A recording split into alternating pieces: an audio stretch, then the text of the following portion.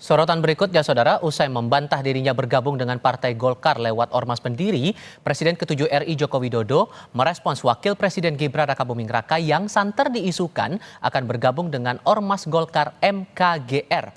Di sela kegiatan di Semarang, Jawa Tengah, Jokowi menanggapi isu Gibran gabung ke MKGR dengan meminta hal itu ditanyakan langsung ke Gibran. Dikonfirmasi apakah ia setuju Gibran gabung ke MKGR, Jokowi kembali minta hal itu ditanyakan langsung ke Gibran. Menurut rencana, malam ini Wakil Presiden Gibran akan hadir dalam puncak HUT ke-65 Ormas Golkar MKGR di Jakarta, sementara Presiden Prabowo Subianto berhalangan hadir. Minta tanggapan Pak, Mas Gibran gabung ke MKGR. Pak. Oh, tanyakan ke Mas Wapres, ke Mas Gibran, tanyakan ke saya. Tanggapannya Pak Jokowi mungkin Bapak. Ya baik-baik saja.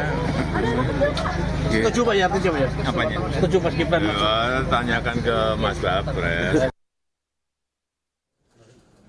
Terkait isu Gibran Rakabuming Raka yang bergabung dengan ormas sayap Golkar MKGR, pengamat politik Adi Praitno menilai Gibran memang membutuhkan kendaraan politik untuk mengamankan kepentingan taktis maupun strategis dan Golkar dinilai cocok. Menurutnya Gibran perlu mengamankan diri dari serangan atas pengusungannya sebagai Wapres serta mengamankan kepentingan di Pilpres mendatang baik untuk maju kembali sebagai Cawapres maupun sebagai Capres. Faedah politiknya bagi Gibran jika bergabung dengan Golkar, satu, tentu Gibran itu butuh backup politik dari serangan-serangan yang saya kira seringkali muncul ke Gibran ya. Tentu kalau Gibran ingin berpikir maju kembali di 2029, entah sebagai calon presiden atau sebagai calon presiden tentu membutuhkan partai politik. Nah, Golkar bagi saya adalah partai yang cocok, apple to apple bagi Golkar, bagi Gibran maksud saya, untuk menjadi bagian di dalamnya. Nah, sekarang problemnya adalah apakah Golkar mau menerima Gibran sebagai kader mereka?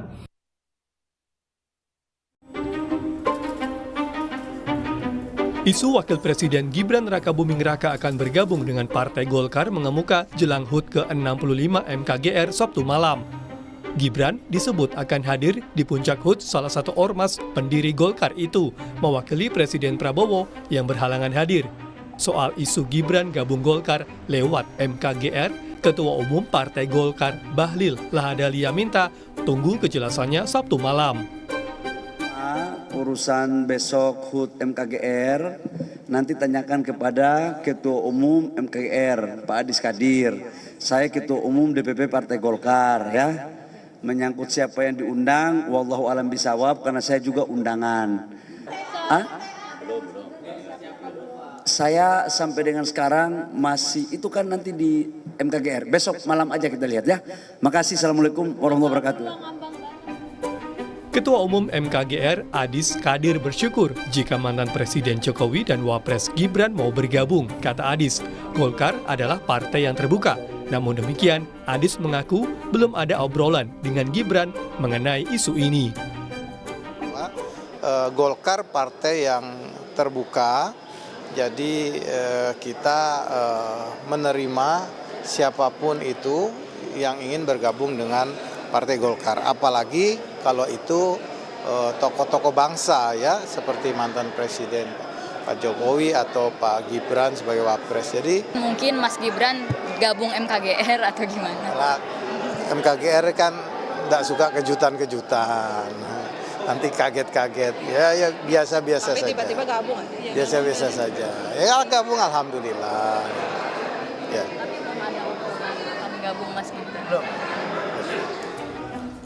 Senada dengan Adis Kadir, Ketua DPP Partai Golkar, Maman Abdurrahman menyebut belum ada pembahasan internal di Golkar soal kabar bergabungnya Jokowi dan Gibran di Partai Beringin. Kalau saya belum ada pembahasan internal situ. Jadi yang saya tahu kehadiran Mas Gibran mewakili pemerintah untuk hadir di acara. Sudah dipastikan hadir? Itu belum pasti, saya belum ada dengar. Memang tidak pernah ada dibahas di dalam. Ya. Mantan Presiden diundang nggak? Pengamat politik Agung Baskoro menangkap isu Jokowi dan Gibran masuk Golkar lewat ormas pendiri sebagai bentuk mutualisme atau saling membutuhkan antara Partai Golkar dan Jokowi, terutama sejak dipecat sebagai kader PDI Perjuangan. Dipecat itu kan dikeluarkan, Mas. Ya, konotasinya negatif.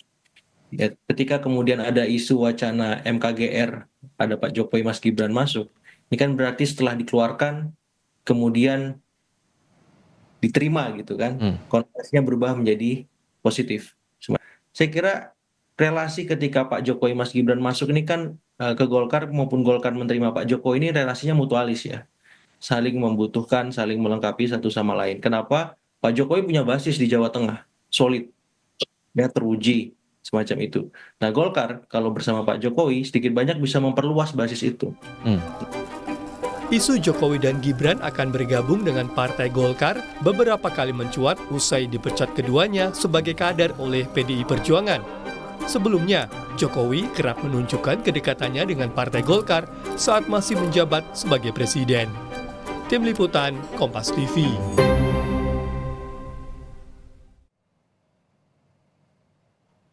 Meski Presiden ke-7 RI Joko Widodo menyebut kabar gabung Partai Golkar lewat Ormas Pendiri hanya isu, kabar Wakil Presiden Gibran Rakabuming Raka akan bergabung ke MKGR tetap mengemuka jelang puncak HUT ke-65 MKGR hari ini. Lalu apa untung rugi jika Gibran jadi bergabung dengan MKGR yang tak lain ormas sayap Partai Golkar? Jika Golkar menerima keanggotaan Gibran, apa dampaknya bagi koalisi saat mengemuka wacana pertemuan Presiden Prabowo dengan Ketua Umum PDI Perjuangan Megawati Soekarno Putri? Kami bahas bersama Wakil Ketua Umum Partai Golkar Nurdin Halid, lalu bergabung juga politisi PDI Perjuangan Guntur Romli dan pengamat politik Burhanuddin Muhtadi. Selamat sore semuanya, apa kabar? Selamat sore, Assalamualaikum. Waalaikumsalam, terima kasih semua sudah bergabung. Ini tinggal kita menunggu Bang Nurdin Halid untuk bergabung bersama kami kali ini. Mas Burhan, saya ke Anda dulu. Isu Pak Jokowi dan Mas Gibran ke MKGR ini masih belum terkonfirmasi sepenuhnya begitu, belum gamblang diterangkan begitu. Tapi kalau membaca wacana ini terus muncul, seolah ada yang menanggapi ini seperti semacam tes ombak atau ancang-ancang. Apakah bisa dikatakan demikian? Kalaupun bisa, tes ombak ini ditujukan ke siapa ya, Mas ya?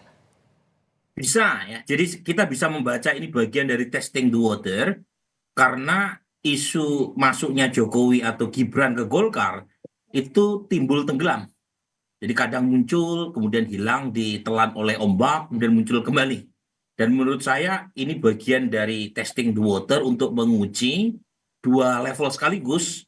Jadi satu adalah melihat reaksi dari elit politik yang lain, terutama Prabowo Subianto, karena kita tahu Pak Prabowo menjadi presiden, dan tentu ada relasi khusus antara Pak Prabowo melihat konstelasi antara keluarga besar Pak Jokowi dengan PDI Perjuangan maupun dengan partai koalisi pendukungnya termasuk Golkar. Yang kedua adalah tes pasar, tes ombak terhadap publik secara umum, lebih khusus adalah pendukung Pak Jokowi seperti Projo dan komunitas pendukung keluarga besar Jokowi di konteks Pilpres. Oke. Kalau begitu sejauh ini Bang Nurdin suara saya terdengar ya Bang Nurdin? Ya, terdengar. Sejauh mana kemudian kans dari Pak Jokowi dan Gibran ini bisa masuk ke MKGR, dan karena kabarnya MKGR ini jadi jalur untuk masuk jadi partai kader Golkar begitu. Sebesar apa kansnya sebetulnya Pak Nurdin? Ya, jadi partai Golkar paling terbuka, siapa saja bisa menjadi anggota Golkar, tapi tentu ada rambu-rambu, ada aturan yang harus dilalui untuk menjadi anggota Golkar. Apalagi kalau perpindahan dari sebuah partai kepada partai Golkar. Kemudian ketika misalnya Pak Jokowi maupun Mas Gibran mau menjadi anggota MKGR, itu normal-normal saja. Tetapi tidak otomatis ketika menjadi anggota MKGR itu menjadi anggota Golkar. Karena MKGR betul merupakan pendiri partai Golkar, tapi MKGR sekarang keanggotaan itu sudah terbuka. Di sana juga ada ASN, ya, sudah macam-macam. Jadi tidak otomatis menjadi anggota MKGR kemudian menjadi anggota Golkar, tapi memang semakin dekat karena ketika menjadi anggota MKGR, di mana MKGR itu adalah pendiri bukan partai Golkar, pendiri golongan karya. Nah, itu berarti ada hubungan kesejarahan, tetapi ini saya tekankan bahwa itu tidak otomatis ketika menjadi anggota MKGR kemudian otomatis menjadi anggota partai Golkar. Tapi partai Golkar adalah pada katanya partai yang sangat terbuka, tapi tentu ada rambu-rambu, ada mekanisme, tidak otomatis serta-merta menjadi anggota Golkar ketika seseorang hendak menjadi anggota Golkar. Tapi muncul pertanyaan juga begini Bang Nurdin, kenapa kemudian harus lewat ormas sayap partai, ngapa nggak langsung menghadap ke DPP saja? Sesungguhnya sesulit itukah untuk menjadi anggota lewat kader, lewat DPP langsung? Tapi coba nanti ya, kita lanjutkan lagi di segmen berikutnya. Usai jeda berikut. Melanjutkan pertanyaan saya di segmen sebelumnya nih Bang Nurdin, apakah sesulit itu buat gabung jadi kader Golkar tapi harus lewat MKGR, tidak langsung di pihak DPP dulu nih untuk bisa menjadi anggota? Kita juga belum bisa memastikan ya, karena Mas Gibran itu kan hadir di acara MKGR dalam kapasitasnya sebagai wapres yang diundang oleh MKGR untuk menghadiri acara ulang tahun daripada MKGR. Jadi kita juga belum tahu pasti apakah Mas Gibran itu akan menjadi anggota MKGR atau tidak. Itu belum ada sesuatu yang memastikan bahwa Mas Gibran itu menjadi anggota MKGR. Hanya ada semacam informasi yang mudah-mudahan bukan isu. Tapi yang pasti bahwa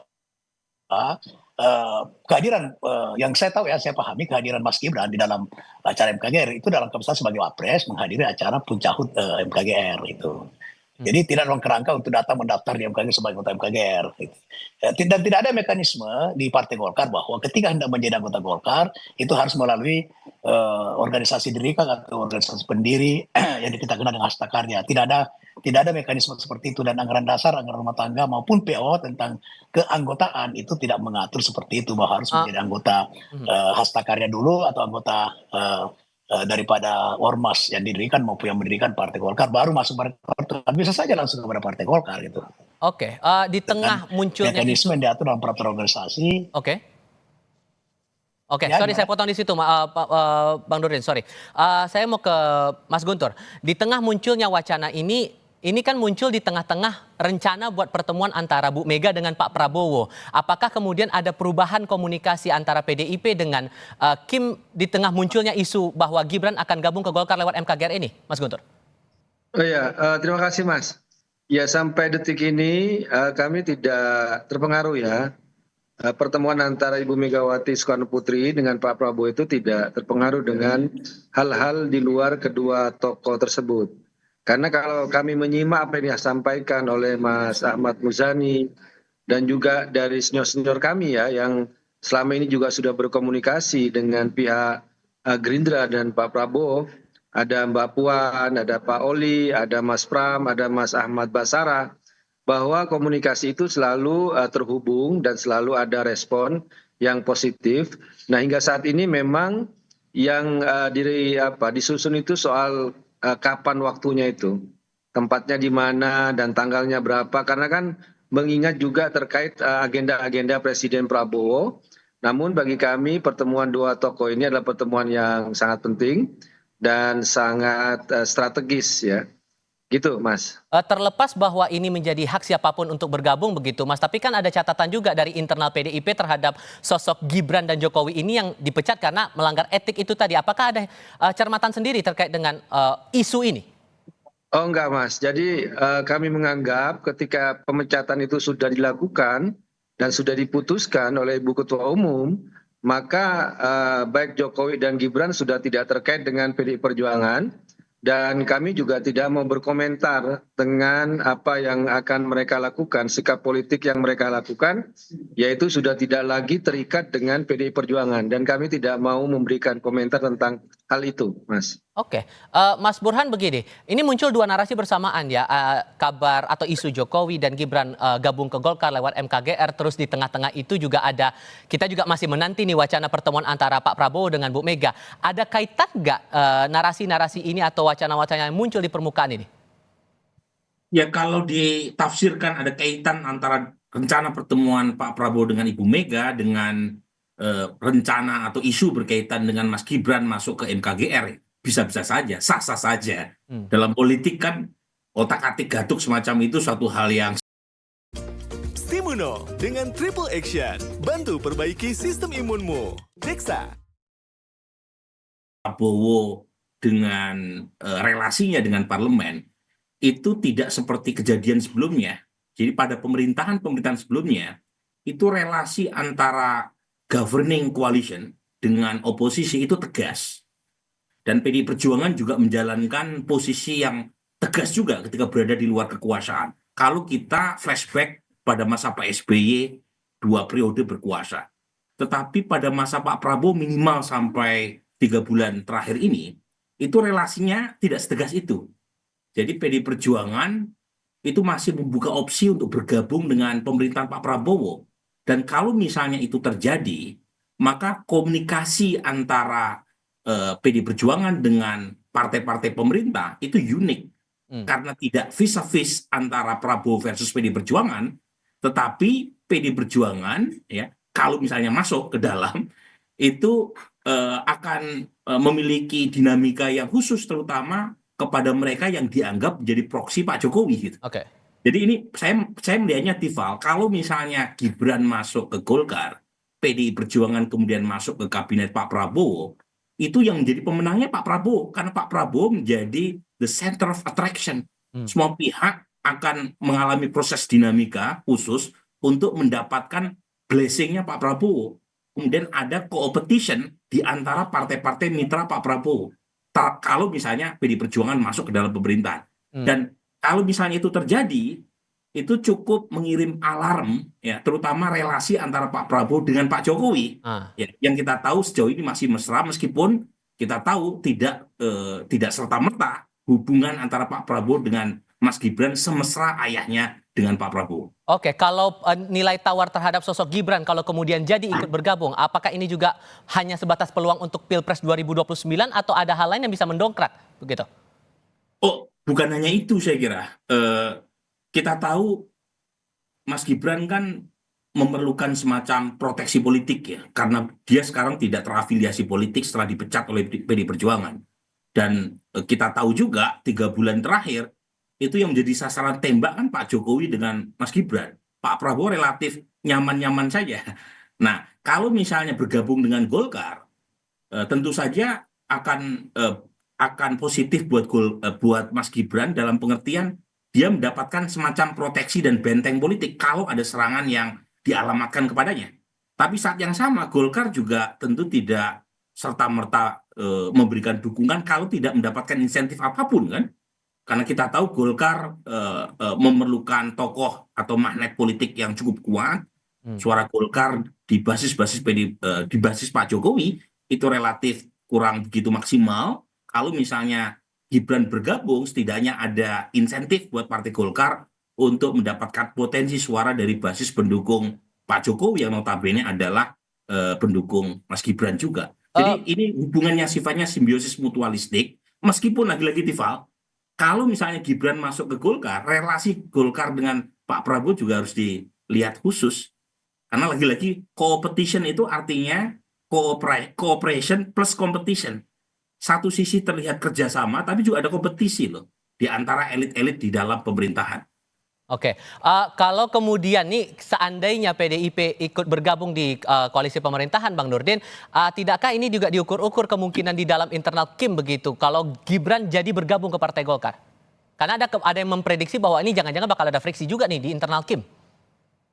Karena begini, kita lihat ya, kemauan keras dari Pak Prabowo untuk menciptakan persatuan, kesatuan dalam membangun bangsa dan negara kita. Jadi, dan memang sebenarnya dalam sistem ketatanegaraan kita, dengan sistem presidensial, kita memang tidak mengenal namanya oposisi. Ya. Dan sejak dulu tidak pernah ada oposisi setelah era reformasi, di mana benar-benar kita memperkenalkan sebuah sistem demokratisasi kita dengan pemilihan langsung. Kita memang sebetulnya dalam sistem ketatanegaraan kita, khusus kita tidak mengenal namanya oposisi. Yang masalah sekarang adalah partai-partai ini sekarang semua ingin sekarang Kim minus PDIP, dan sekarang insya Allah mudah-mudahan PDIP bisa bergabung dengan Kim ini. Itu berarti adalah kabinet merah putih yang digagas, yang didamdamkan, dan betul-betul persatuan dari seluruh partai untuk membangun negeri ini. Tidak berarti bahwa ketika semua partai bergabung dalam Pak Prabowo kemudian tidak ada kontrol, tidak ada check and balance, bukan seperti itu. Golkar saja di lembaga legislatif tetap melaksanakan fungsinya. Yang penting bahwa kontrol itu adalah harus konstruktif, bukan destruktif. Nah, itu adalah sistem ketatanegaraan. Dan sebenarnya sangat bagus kalau Ibu Mega, PDIP bergabung dengan Pak Prabowo. Itu pertanda bahwa Kabinet Merah Putih betul-betul bersatu untuk membangun Indonesia menuju Indonesia Emas 2045. Dan itu yang dijalankan. Pak Prabowo sekarang seperti Kadin saja, beliau sangat respect, beliau sangat menghimbau supaya sekarang jangan ada perbedaan itu adalah rahmat. Perbedaan itu penting, tapi jangan kemudian menjadi terpecah belah sehingga tidak ada persatuan, tidak kesatuan untuk membangun negeri ini. Negeri yang sangat besar ini, yang luar biasa, maka bisa dibutuhkan persatuan. Tapi tidak berarti bahwa ketika PDIP misalnya bergabung dengan Pak Prabowo ya, kemudian tidak ada check and balance, tidak seperti itu. Tetap kita akan melakukan kontrol yang konstruktif kepada pemerintah. Sepanjang pemerintah itu Pak Prabowo berorientasi kepada kepentingan rakyat, berorientasi kepada kepentingan pembangunan jangka panjang, berorientasi kepada menuju Indonesia Emas, maka semua partai saya yakin akan mendukung. Tapi ketika ada sesuatu yang tidak berpihak kepada rakyat, pasti kita memberikan kritikan yang membangun, kritikan yang konstruktif, bukan destruktif. Saya kira. Nah, sejauh ini komunikasi antara PDIP, Mas Guntur, dengan partai lain di koalisi Kim bagaimana? Mengingat kan beberapa waktu lalu Mbak Puan juga sempat mengunggah konten juga di media sosialnya bahwa semuanya ujung-ujungnya adalah masalah persatuan begitu. Komunikasi dengan partai lain di Kim gimana? Iya, kalau Mbak Puan kan memang memiliki tugas berkomunikasi karena beliau juga sebagai Ketua DPR RI.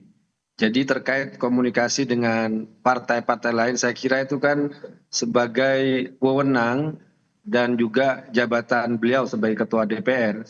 Namun kalau terkait dengan pertemuan antara Pak Prabowo dengan Ibu Megawati, ya beliau juga membuka komunikasi. Tapi bagi kami gini Mas, rencana pertemuan ini kan lebih ke soal persahabatan kedua tokoh, ya yang selama ini sudah terjalan baik. Nah kalau terkait dengan posisi PDI Perjuangan sendiri, menurut kami itu terlalu jauh ya ditafsirkan ke sana. Karena bagaimanapun PDI Perjuangan itu dari hasil Rakernas kelima tahun 2024 itu bersikap bahwa ingin menjadi kekuatan penyeimbang dan untuk menjaga check and balances, yang artinya sampai detik ini itu masih berada di luar pemerintahan. Meskipun seperti disampaikan juga oleh Ibu Megawati, meskipun PDI Perjuangan berada di luar pemerintahan, tapi tidak bermusuhan dengan pemerintahan Prabowo. Ya, benar seperti disampaikan oleh Bung Burhan tadi, bahwa meskipun PDI Perjuangan di luar pemerintahan saat ini itu tidak sama seperti juga waktu zamannya SBY. Kenapa? Karena memang ada hubungan yang baik antara Pak Prabowo dengan Ibu Megawati Soekarno Putri. Nah itu sebagai catatan khusus Mas. Tapi terkait posisi PDI Perjuangan, saya kira sebelum Kongres, karena biasanya di Kongres itulah diputuskan terkait kebijakan strategis partai.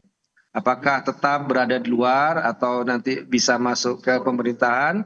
Nah itu biasanya dilaksanakan di Kongres yang nantinya juga Presiden Prabowo juga rencananya akan diundang dalam Kongres tersebut. Begitu Mas. Oke, Mas Guntur, Mas Burhan, dan Bang Nurdin, terima kasih banyak sudah mau berdiskusi bersama kami. Sehat selalu semuanya. Assalamualaikum, selamat sore.